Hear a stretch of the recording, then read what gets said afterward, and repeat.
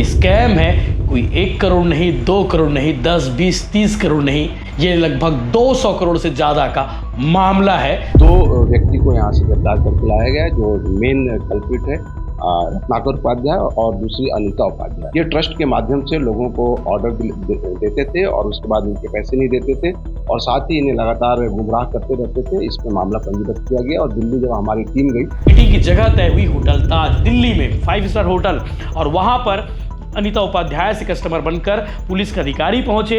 आपको बता दें कि अनीता उपाध्याय इतनी शातिर थी कि शुरू में वो मीटिंग के लिए तैयार नहीं हुई थी। पुलिस ने इसको इनकी जाल में फंसाया और इनको विश्वास दिलाया गया कि आपको हम अलग से टेंडर दिलाएंगे। हमारी एक टीम जो है हमारा जो राष्ट्रीय ग्रामीण साक्षरता मिशन के नाम अभी तक कितना पैसा प्राप्त हो चुका है? 130 करोड़ रुपए कुल प्राप्त हो चुका है। व्यापारियों से कितने पैसे लिए? रत्नाकर उपाध्याय ने भी मीडिया को जो जानकारी दी है वो भी आपको सुनना चाहिए। आईपीएस शशि मोहन सिंह ने इस विषय को लेकर क्या कुछ कहा है वो भी आप सुनेंगे। लेकिन देखिए किस तरह से दिल्ली से आकर छत्तीसगढ़ में उद्योगपतियों को चूना लगाया जा रहा था सीएसआर फंड के नाम पर। ये कहानी है छत्तीसगढ़ के व्यापारियों को, उद्योगपतियों को चूना लगाने वाले बंटी बबली की। दोनों दिल्ली में रहते हैं और दिल्ली से इन्हें पकड़कर पुलिस लेकर आई है छत्तीसगढ़, और पकड़ने में पुलिस को काफ़ी मशक्क़त करनी पड़ी। मशक्क़त इतनी करनी पड़ी कि पुलिस के साथ झूमा झटकी हुई। एडिशनल एसपी की गर्दन तक इन्होंने पकड़ ली थी और मारपीट करने की पूरी तैयारी थी। लेकिन बहादुर पुलिस अधिकारियों ने, पुलिस की टीम ने जो इस ऑपरेशन में गए थे, उन्होंने बखूबी से इन्हें पकड़ कर लिया है। और ये घोटाला है, ये स्कैम है।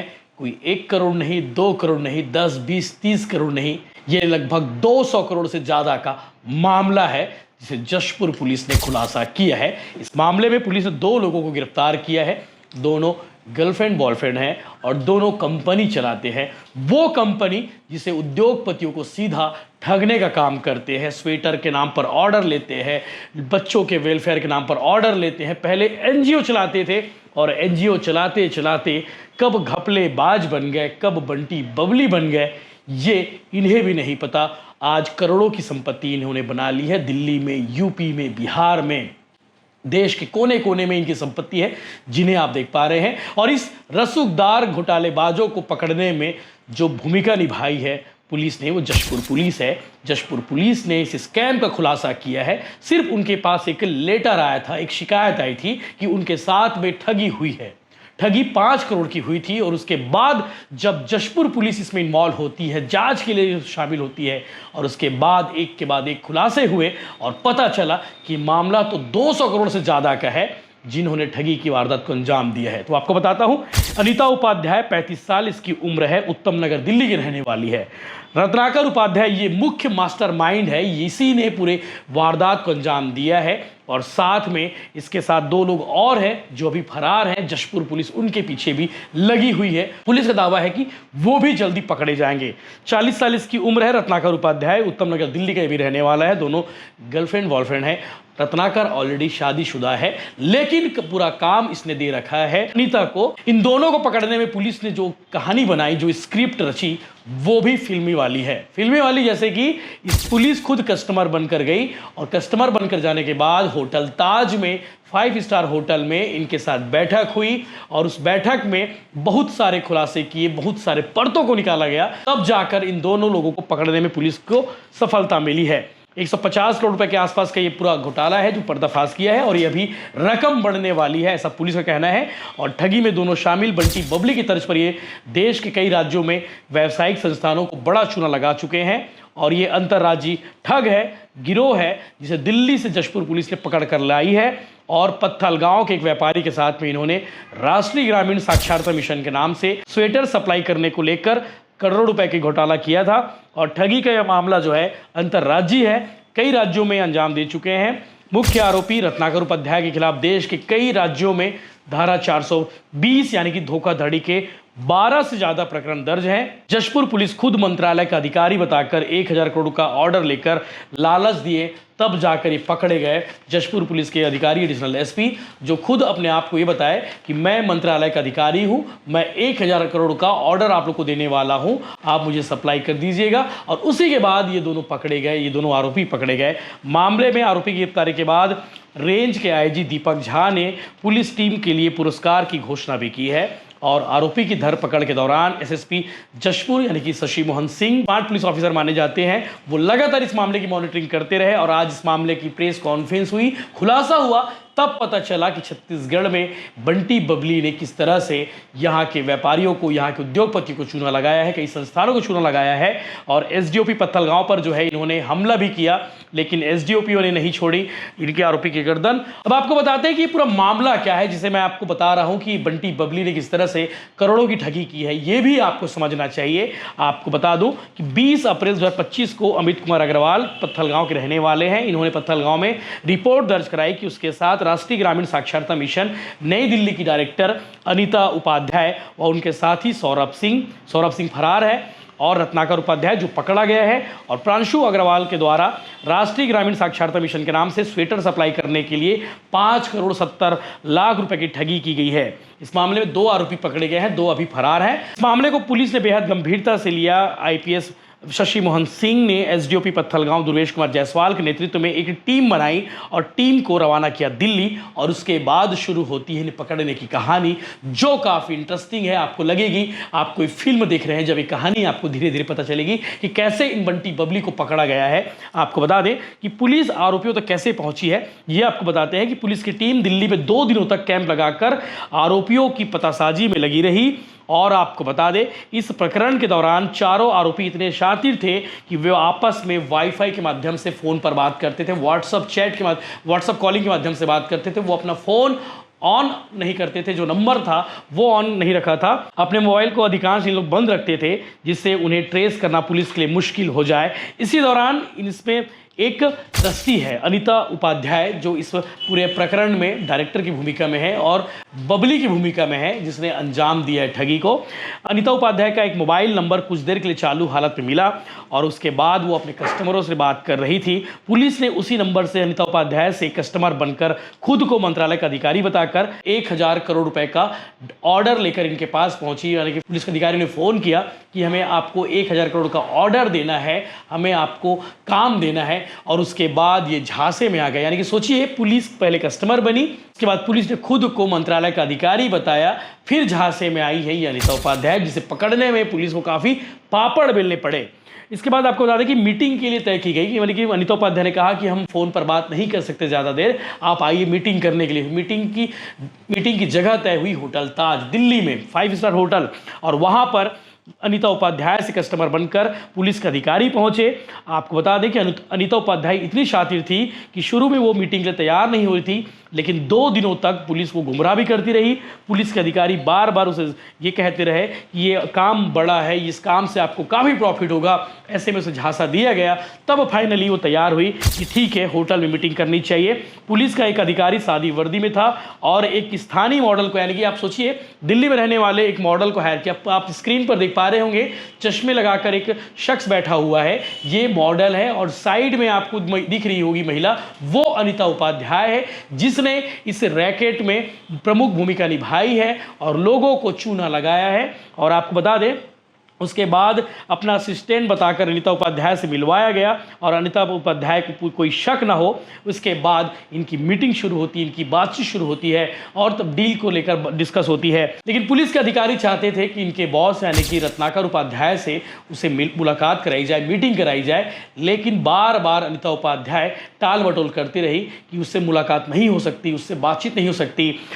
उसकी बीच जो है विश्वास पे जैसे तैसे लिया गया और बताया गया कि 1,000 करोड़ का ऑर्डर दिलवाना है, आपके बॉस से बगैर मिले ये संभव नहीं है। तब जाकर फाइनली अनीता उपाध्याय ने अपने बॉस यानी कि अपने बॉयफ्रेंड को फ़ोन लगाया, रत्नाकर उपाध्याय को, और उसके बाद पुलिस ने उसका भी लोकेशन ट्रेस करना शुरू कर दिया। और एक तरफ अनीता उपाध्याय पहले से हिरासत में हो चुकी थी, पुलिस उसे छोड़ने वाली नहीं थी। टीम जब रत्नाकर उपाध्याय तक पहुंची, रत्नाकर उपाध्याय बेहद शातिर था, वो लगातार लोकेशन बदलता रहा, कभी ऑटो में बैठता था, कभी बस में बैठता था, कभी किसी दूसरे माध्यम से एक जगह से दूसरी जगह जाता था, लेकिन पुलिस की टीम लगातार उसे पीछा कर रही थी।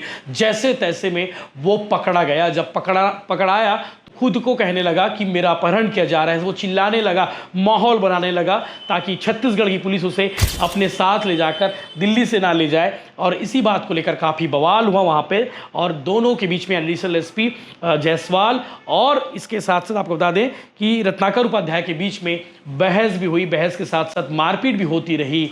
जैसे तैसे करके उसे पकड़ा गया। पकड़ने के दौरान जब पुलिस ने उसे पूछताछ की और पूछताछ के बाद ये बताया कि रत्नाकर उपाध्याय द्वारा कस्टमर जो लोग हैं व्यावसायिक प्रतिष्ठानों से धोखाधड़ी करके 2023 में ही अपने आप को अलग कर रखा था, लेकिन अनीता उपाध्याय को उसने डायरेक्टर बनाकर रखा हुआ था ताकि किसी को शक ना हो। आपको बता दें कि जब धोखाधड़ी के संबंध में कस्टमर जो व्यावसायिक प्रतिष्ठानों द्वारा आरोपी रत्नाकर उपाध्याय से संपर्क किया जाता था तो कहा जाता था कि रत्नाकर उपाध्याय तो अब इस कंपनी में नहीं है, उसका कोई लेना देना नहीं है। लेकिन जैसे तैसे करके पुलिस ने आरोपियों तक पकड़ा है और ऐसा पता चला है, ऐसी जांच मुझे भी सामने आई है कि पुलिस की पूछताछ में जो सामने आई है उसके अनुसार आरोपियों के द्वारा 2021 में लखनऊ से राष्ट्रीय ग्रामीण साक्षरता मिशन का झुग्गी झोपड़ी और ग्रामीण स्तर के गरीबों को पढ़ने और लिखाने, स्कूल बैग, ड्रेस, स्वेटर जैसे अन्य सुविधाएं उपलब्ध कराने के लिए रजिस्टर कराया था अपने एनजीओ, और जिसकी डायरेक्टर थी अनीता उपाध्याय, रत्नाकर उपाध्याय, और को फाउंडर थे सौरभ सिंह।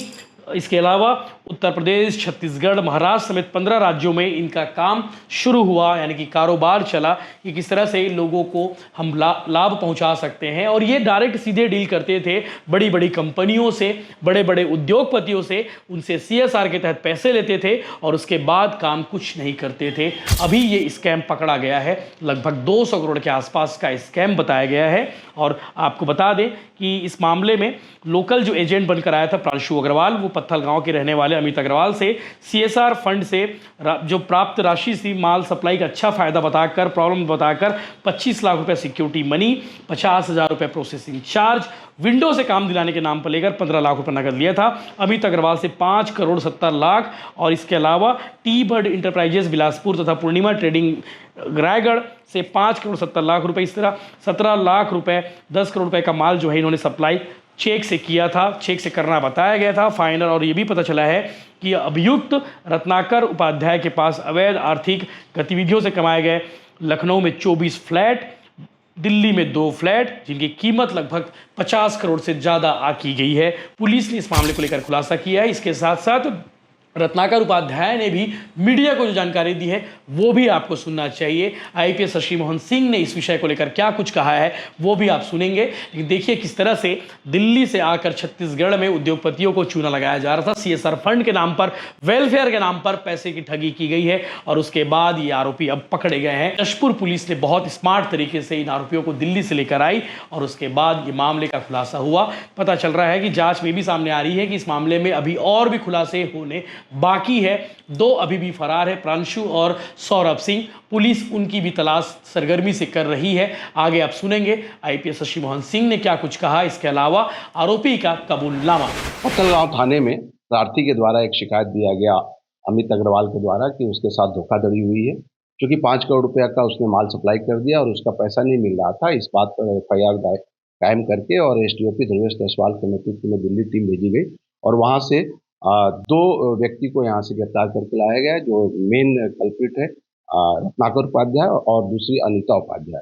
ये ट्रस्ट के माध्यम से लोगों को ऑर्डर देते थे और उसके बाद इनके पैसे नहीं देते थे और साथ ही इन्हें लगातार गुमराह करते रहते थे। इस पर मामला पंजीबद्ध किया गया और दिल्ली जब हमारी टीम गई तो चूंकि ये बहुत ही शातिर अपराधी हैं और आरोपी के खिलाफ पहले भी 12 मामले देश के अलग अलग राज्यों में धोखाधड़ी के कायम हो चुके हैं, तो ये पुलिस के सारे नियम कानून को जानता था, पुलिस के मॉडस ऑपरेंडी को जानता था।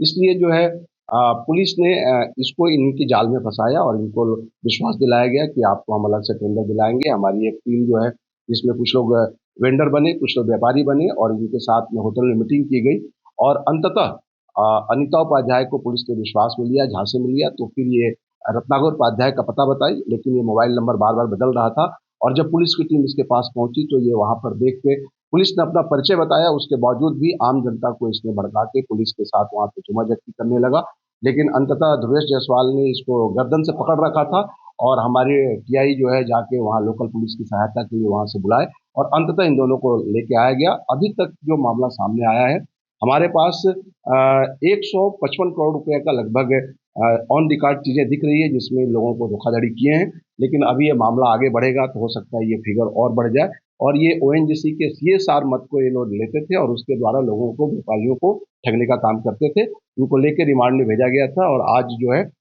रिमांड पूरा हो रहा है, इनको भेजा जा रहा है और साथ ही विवेचना हमारी आगे जारी है। कितने आरोपी और कितने गिरफ्तार? देखिए, अभी तक तो 2 आरोपी हमने गिरफ्तार किए हैं। इनके ट्रस्ट में 5 लोग हैं, बाकी आरोपी भी फरार हैं। उनकी गिरफ्तारी के अलग से प्रयास किए जा रहे हैं। ये लोग जो इनका जो सिस्टम होता था उसमें इनके लोग लाइजनर होते थे जो वेंडर के पास आते थे और वेंडर को झांसा देते थे कि आप इस तरीके से माल सप्लाई कर दीजिए, हम आपका पैसा देंगे। लेकिन जब वो वेंडर जाते थे तो कई बार फर्जी चेक देते थे और वो चेक भी उनका अनाधिकृत हो जाता था। तो इस तरीके के मॉडस ऑपरेंडी से ये लोग काम करते थे। मैं 2021 से काम कर रहा था इसमें। क्या कर रहे थे? ठगी नहीं, जो इनका लोगों व्यापारियों का पेमेंट जो है समय से नहीं आ पाया है, ये गलत हुआ है। क्या नाम से आपका ट्रस्ट? हमारा ट्रस्ट जो राष्ट्रीय ग्रामीण साक्षरता मिशन के नाम से अभी तक कितना पैसा प्राप्त हो चुका है? 130 करोड़ रुपए कुल प्राप्त हो चुका है। व्यापारियों से कितने पैसे लिए? व्यापारियों से पैसा नहीं, यहाँ के व्यापारियों का 18 करोड़ रुपए का माल का पैसा बकाया है जो देना है। तो आप लोग ये पूरे देश में ऐसा काम करते थे? नहीं, कुछ राज्य जो हमें मिलता था ऊपर से मंत्रालय से आदेश, हम सिर्फ वही काम कर सकते हैं। कहाँ से पैसा आता था? हम लोगों को ओएनजीसी कंपनी से फंड मिलते थे सीएसआर। अभी कितने के लिए अप्लाई किया आप लोगों ने? अभी हम लोगों ने जो है अप्लाई किया 600 करोड़ का, 130 करोड़ का सेंक्शन हुआ है। पहले कितने का और मिल सकता है पैसा? पहले हमें एक बार 80 करोड़ रुपए, एक बार 60 करोड़ रुपए मिल चुका है। तो ये दिल्ली में आपके बहुत सारे फ्लैट भी बताएगा? दिल्ली हमारे 2 फ्लैट्स हैं। ट्रस्ट कितने लोग हैं? लखनऊ में हमारे जो है 24 फ्लैट्स हैं। ट्रस्ट में कितने लोग? ट्रस्ट के विषय में ज़्यादा जानकारी नहीं। ट्रस्ट में 5-6 मेंबर्स हैं और ट्रस्टी मिला प्रमुख ट्रस्टी है वो कौन? अनीता उपाध्याय और सौरभ सिंह। आपका क्या नाम? मेरा नाम रत्नाकर उपाध्याय है।